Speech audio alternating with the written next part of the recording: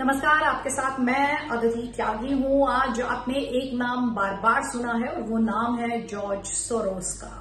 George Soros कौन है उनके बारे में बताऊंगी, लेकिन ये नाम आज सुर्खियों में क्यों आया है और इस पर एक बड़ी प्रेस कॉन्फ्रेंस केंद्रीय मंत्री स्मृति ईरानी द्वारा की गई। पहले जल्दी से पूरी खबर मैं आपको यहां पर समझा देती हूं। तो जॉर्ज सोरोस, जिन्होंने प्राइम मिनिस्टर मोदी को लेकर एक बार फिर से इसलिए क्योंकि इससे पहले भी वो प्राइम मिनिस्टर के खिलाफ स्टेटमेंट दे चुके हैं।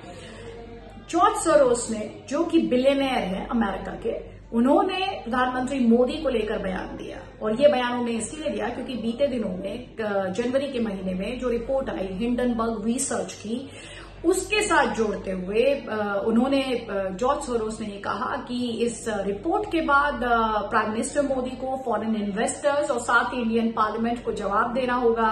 उन्होंने ये भी कहा था कि इस रिपोर्ट के आने के बाद फेडरल गवर्नमेंट में नरेंद्र मोदी का जो कद है या उनकी जो भूमिका है वो कमजोर हुई होगी। और साथ ही उन्होंने कहा, हो सकता है मैं थोड़ा सा नाइव लगूं, लेकिन इस रिपोर्ट के आने के बाद जिस तरह के इंस्टीट्यूशनल रिफॉर्म्स की जरूरत है वो देखने को मिलेगी और रिवाइवल ऑफ डेमोक्रेटिक प्रोसेसेस, यानी जो लोकतांत्रिक प्रक्रियाएं हैं उनके पुनरुत्थान की बात जॉर्ज सोरोस ने की थी। पलटवार किया गया जोरदार तरीके से। केंद्रीय मंत्री स्मृति ईरानी आई और उन्होंने उन्हें इकोनॉमिक वॉर क्रिमिनल करार दिया। और साथ ही जो बड़ी बात उन्होंने कही, उन्होंने ये कहा कि ये भारत के डेमोक्रेटिक प्रोसेसेस में दखलंदाजी, भारत के खिलाफ एक बड़ी साजिश स्मृति ईरानी ने इसे करार दिया। कांग्रेस पार्टी इस पूरे मामले से खुद को दूरी करते हुए दिखी, दूरी बनाते हुए दिखी। और कांग्रेस पार्टी ने ये कहा कि इसका भारत में लोकतांत्रिक प्रक्रियाओं का, डेमोक्रेटिक प्रोसेसेस का जॉर्ज सोरोस से कोई लेना देना नहीं है। तो ये पॉलिटिकल खबर रही जिसे लेकर मैं आपके सामने आई हूं। लेकिन आपके लिए जानना और समझना जरूरी है कि जॉर्ज सोरोस है कौन, और ये जैसा कि मैंने थोड़ी देर पहले कहा था, ये एक बार फिर। तो इससे पहले जॉर्ज सोरोस ने प्राइम मिनिस्टर मोदी को लेकर क्या कहा था? इससे पहले जॉर्ज सोरोस ने 2020 में frightening rise of nationalism in India की बात की थी। जो नेशनलिज्म जिसकी बात की जाती है, राष्ट्रवाद की बात की जाती है, उसका जिक्र जॉर्ज सोरोस ने एक चैलेंज के तौर पे, चुनौती के तौर पे किया था। फ्राइटनिंग राइज की बात यहां पर की गई थी।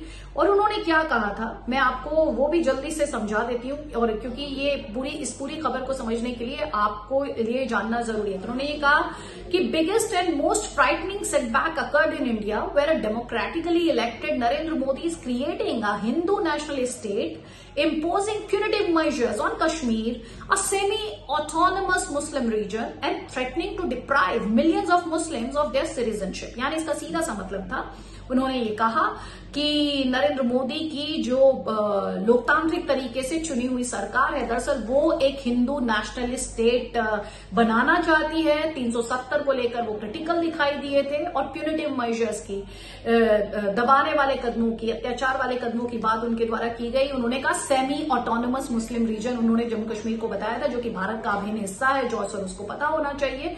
और साथ ही उन्होंने कहा कि जो मिलियंस ऑफ मुस्लिम्स हैं उन्हें उनकी नागरिकता से वंचित कर दिया जाएगा। ये फियर वाला नैरेटिव जॉर्ज सोरोस द्वारा क्रिएट करने की कोशिश की गई थी। अब आपके लिए समझना जरूरी है, आप में से कई लोग सोच रहे होंगे कि अदिति त्यागी पिछले 4 मिनट से जॉर्ज सोरोस का नाम तो ले रही है, लेकिन ये जॉर्ज सोरोस है कौन? तो जॉर्ज सोरोस 92 वर्षीय, 92 ईयर्स के हैं और बिलियनेयर हैं। टॉप बिलियनेयर नहीं है, लेकिन बिलियनेयर्स की सूची में ये आते हैं। बता दिया मैंने आपको कि नरेंद्र मोदी को लेकर इससे पहले वो क्या कुछ कह चुके हैं, और इनके बारे में कुछ बातें जानना आपके लिए बहुत इंटरेस्टिंग होगा। सबसे पहले मैं आपको ये बताती हूँ कि इकोनॉमी के लिहाज से जो मैंने मीडिया रिपोर्ट्स देखे उसमें इन्हें लेकर क्या कुछ कहा और लिखा गया था। तो जॉर्ज सोरोस जो हैं उन पर उन्होंने $1 बिलियन का प्रॉफिट कमाया था। किस पर ये प्रॉफिट कमाया था, अब ये जानकर आपको इंटरेस्टिंग होगी। ब्रिटिश करेंसी पाउंड के खिलाफ, जिसमें इन्होंने शॉर्टिंग की थी ब्रिटिश पाउंड की। और ये 1992 ब्लैक वेंसडे था। अगर यूके की करेंसी के संकट के लिहाज से बात की जाए तो 1992 का ब्लैक वेंसडे इसे माना जाता है। और जो इनकी रेपुटेशन है उसे कहा जाता है इन्होंने बैंक ऑफ इंग्लैंड को तोड़कर रख दिया था। और जैसा कि मैंने आपको बताया $1 बिलियन का इन्होंने प्रॉफिट कमाया था। अभी शॉर्टिंग का जिक्र आपने कुछ दिन पहले सुना था मेरे एक वीडियो में। किसके संदर्भ में सुना था? हिंडनबर्ग रिसर्च के संदर्भ में। और उसे हिंडनबर्ग रिसर्च की रिपोर्ट पर ये कमेंट आया जॉर्ज सोरोस का। तो इन सारे कनेक्शंस को भी यहां पर समझने की आपको कोशिश करनी चाहिए। इसके अलावा 1997 थाईलैंड की करेंसी को भी शॉर्टिंग करने के आरोप इन पर लगे थे। हालांकि ये कहा गया था जो अटैक करने के आरोप लगे थे थाईलैंड की करेंसी पर, उन आरोपों को इन्होंने डिनाई कर दिया था जॉर्ज सोरोस ने। और इसके अलावा सिर्फ इन्होंने थाईलैंड की करेंसी को टारगेट नहीं किया था बल्कि ऐसा भी कहा जाता है उस समय 97 में जो एशियन मार्केट्स में एक तरह की उथल पुथल आई, उसके पीछे भी आरोप लगते रहे हैं कि जॉर्ज सोरोस ही थे। इतना ही नहीं, तत्कालीन मलेशिया के जो प्रधानमंत्री थे महातिर बिन मोहम्मद, उन्होंने ये कहा था मलेशिया की जो करेंसी है रिंगिट, उसे वीकन करने की साजिश भी जॉर्ज सोरोस ने रची। ऐसे आरोप महातिर बिन मोहम्मद ने जॉर्ज सोरोस पर लगाए। तो एशियन मार्केट में किस तरह से उथल पुथल क्रिएट करने की कोशिश की और बैंक ऑफ इंग्लैंड का इन्होंने क्या हश्र किया था, शॉर्टिंग की थी जब ब्रिटिश पाउंड की, ये कुछ डिटेल्स मैंने आपको बताई। ये तो इकोनॉमिक फ्रंट पर बात रही। अब आप समझिए पॉलिटिकल फ्रंट पर जॉर्ज सोरोस जो है वो डेमोक्रेटिक पार्टी की जो प्रेसिडेंशियल कैंपेन्स रही हैं, कौन सी presidential campaigns? Barack Obama, Hillary Clinton और जो मौजूदा राष्ट्रपति हैं जो बाइडेन, इनकी कैंपेन्स के पीछे एक बड़ा चेहरा रहे हैं और इन कैंपेन्स को फंड कर चुके हैं। इसके अलावा मैं आपको ये भी बताना चाहूंगी कि ये अमेरिका के पूर्व राष्ट्रपति डोनाल्ड ट्रंप के बहुत ही बड़े क्रिटिक रहे हैं, बहुत बड़े आलोचक रहे हैं। इनके रिश्ते और डेमोक्रेटिक पार्टी के रिश्तों के बारे में आप थोड़ा सा और जानिए और समझिए। और ये जो स्टेटमेंट है नरेंद्र मोदी के खिलाफ, इंडिया के प्राइम मिनिस्टर के खिलाफ, इन सारे तथ्यों की रोशनी में इसे समझिए। ये 128.5 मिलियन डॉलर्स जो है, 128.5 मिलियन डॉलर्स जो है, इन्होंने डेमोक्रेटिक पार्टी को डोनेट किए थे, दान में दिए थे 2022 में, तो पिछले साल। और ये सबसे बड़ा डोनेशन था डेमोक्रेटिक पार्टी को। हमेशा जो रिपब्लिकन्स हैं और जो कंजर्वेटिव्स हैं वो जॉर्ज सोरोस को क्रिटिसाइज करते रहे हैं। अब सोचिए जरा, जॉर्ज सोरोस, उनकी अपनी एक पॉलिटिकल लीनिंग है, ऐसे में आप उन्हें कितना इम्पार्शियल और कितना इंडिपेंडेंट सोच सकते हैं, ये फैसला मैं आप पर छोड़ देती हूँ। मैंने आपको ये भी बताया कैसे ये डोनाल्ड ट्रंप को क्रिटिसाइज करते आए हैं, प्राइम मिनिस्टर मोदी को लेकर ये काफी मुखर रहे हैं, उन्हें क्रिटिसाइज करते आए हैं और कैसे ये बात कह चुके हैं कि नरेंद्र मोदी जो है वो भारत में हिंदू नेशनलिस्ट स्टेट क्रिएट करना चाहते हैं। इस तरह की बातें ये कह चुके हैं। इसके अलावा इन पर जो बड़े आरोप लगे हैं, एक आरोप जो इन पर लगता है कि अपने पैसे के माध्यम से ये फंडिंग करते हैं। लेकिन ये फंडिंग कैसे करते हैं? फंडिंग करते हैं, इन पर आरोप है कि ये रजीम चेंज के लिए फंडिंग करते हैं। जब मैं मीडिया रिपोर्ट्स खंगाल रही थी तो एक और मीडिया रिपोर्ट में बहुत ही इंटरेस्टिंग इंफॉर्मेशन थी जो मैं आपके साथ साझा करने वाली हूं कि 2020 में, वर्ष 2020 में इन्होंने $1 बिलियन प्लेज किए एक न्यू यूनिवर्सिटी नेटवर्क को। तो $1 बिलियन का प्रॉमिस किया गया, प्लेज किए गए किसे? एक नए से यूनिवर्सिटी नेटवर्क को। अब आप सोचेंगे क्यों किए गए, तो मैं आपको ये बताती हूं। ये इसलिए किए गए ताकि जो नेशनलिज्म की चुनौती है उसे टैकल किया जा सके। तो ये अपने आप में बहुत ही इंटरेस्टिंग इंफॉर्मेशन है कि कैसे इन पर कई तरह के आरोप लगे हैं। इनकी लंदन स्कूल ऑफ इकोनॉमिक्स में इन्होंने फिलॉसफी की पढ़ाई की थी और अपनी जो ये फिलॉसफी है अब ये दुनिया भर में उसको बांटने की कोशिश कर रहे हैं। लेकिन फिलॉसफी क्या है उसे आपको समझना है।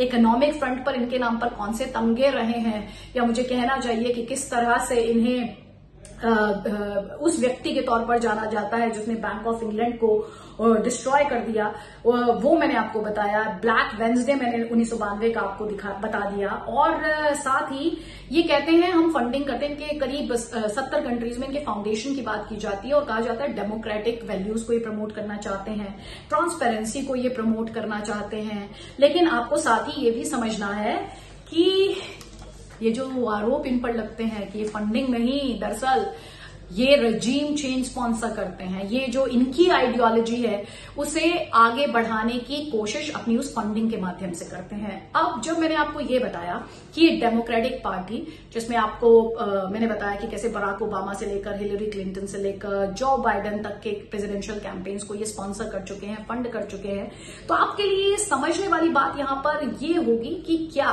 जॉर्ज सोरोस या फिर अमेरिका भारत को लेक्चर देने की स्थिति में है? क्या यूएस जैसी कैपिटलिस्ट कंट्री, भारत जैसी डेमोक्रेसी को, क्या भारत का लोकतांत्रिक व्यवस्थाओं, संस्थाओं और प्रक्रियाओं को लेकर जो इतिहास है 75 वर्षों का, क्या वो अपने आप में बताने के लिए काफी नहीं कि भारत में लोकतंत्र, जिसे मदर ऑफ डेमोक्रेसी या फिर दुनिया का सबसे लार्जेस्ट लोकतंत्र कहा जाता है, सबसे बड़ा लोकतंत्र कहा जाता है, क्या उसे किसी के सर्टिफिकेट की जरूरत होनी चाहिए? क्या उसे किसी के वैलिडेशन की जरूरत है? ये फैसला मैं आप ही पर छोड़ देती हूं। और साथ ही अगर आप इसे इंटरनेशनल सिनेरियो में समझने की कोशिश करेंगे तो कैसे समझेंगे? क्या अमेरिका को ये अच्छा लगेगा कि अब भारत अमेरिका की आंख में आंख डालकर बातें करता है? अमेरिका ये चाहता था कि भारत रशिया यूक्रेन वॉर के बाद रशिया से दूरी बना ले, लेकिन आपने देखा कैसे भारत ने किसी तरह का कॉम्प्रोमाइज नहीं किया। अपनी जरूरतों को सबसे पहले अपना देश हित देखा, अपनी जरूरतें देखी और उसके हिसाब से प्राथमिकताओं को तय किया। तो रशिया के साथ भारत ने, जहां तक फ्यूल की बात है, जहां तक एनर्जी की बात है, भारत ने जो अपनी जरूरतें थी और रशिया को लेकर जो उसके एक्सपेक्टेशंस थी, अपेक्षाएं थी और संभावनाएं थी, भारत ने उन्हें बहुत ही दृढ़ तरीके से उन्हें एक्सप्लोर किया और उस दिशा में आगे बढ़ा। जाहिर तौर पर यह बात अमेरिका को अच्छी नहीं लगेगी।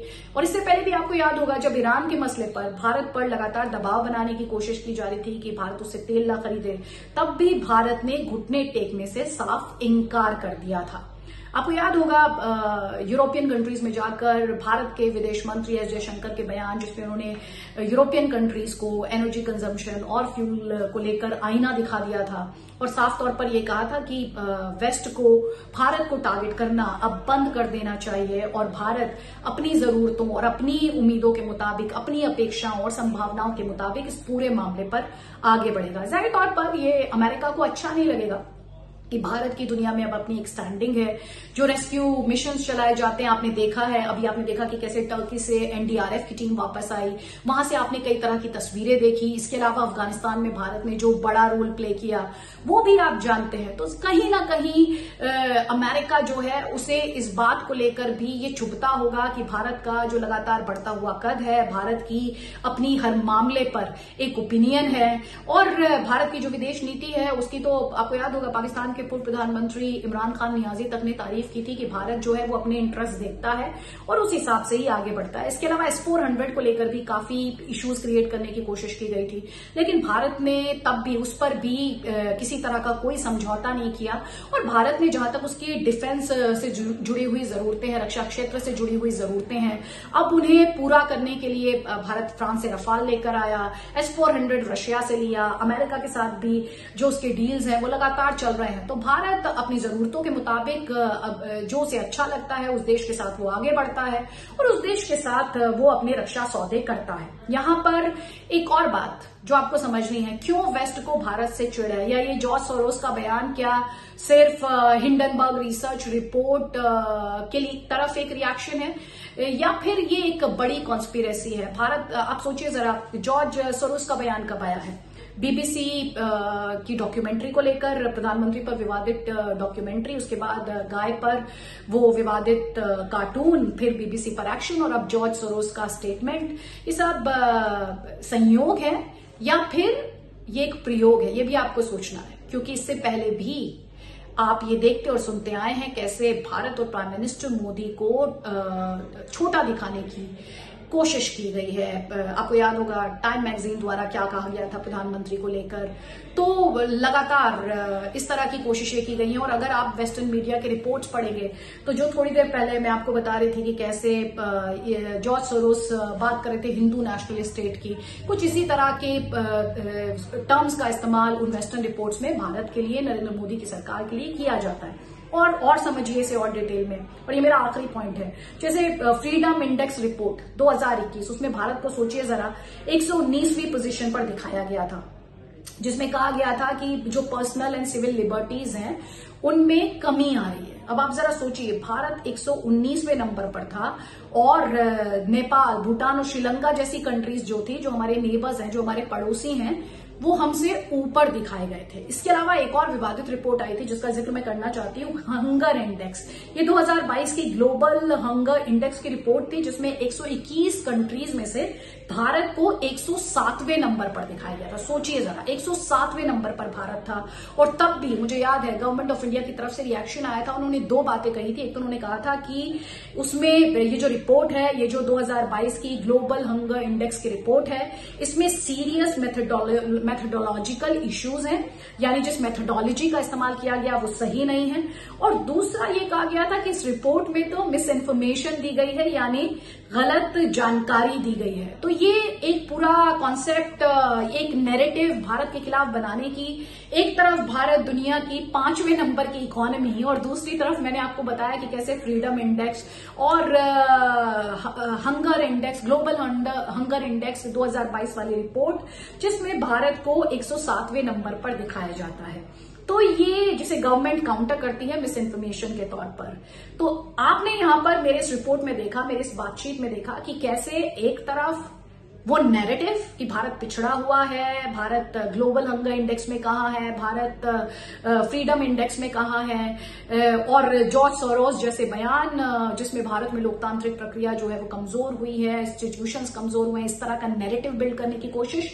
और दूसरी तरफ भारत का बढ़ता हुआ क्लाउड दुनिया भर में और भारत की एक इंडिपेंडेंट सोच जो कि कंप्लीटली इंडिया के इंटरेस्ट, भारतीय हित में और भारत के जो प्राथमिकताएं होनी चाहिए उन्हें देखते हुए डिसाइड की गई है। तो ये जॉर्ज सोरोस को लेकर जो पूरा विवाद रहा, उससे जुड़े हुए जो तमाम तथ्य हैं वो मैंने आपके सामने लाने की कोशिश की है। अब फैसला आपको करना है, जैसा कि मैं हर बार आपसे ये कहती हूं। लेकिन आपने जिस तरह का सहयोग मुझे फेसबुक, ट्विटर, इंस्टाग्राम और यूट्यूब पर इस चैनल पर दिया है, उसके लिए आपका बहुत बहुत आभार। Thank you so much. और आगे भी मुझे उम्मीद है कि आप मेरे साथ इसी तरह से जुड़े रहेंगे और मैं भी आप तक किसी भी खबर से जुड़े जो तमाम तथ्य और पहलू हैं वो आप तक इसी तरह से पहुंचाती रहूंगी। आज के लिए धन्यवाद।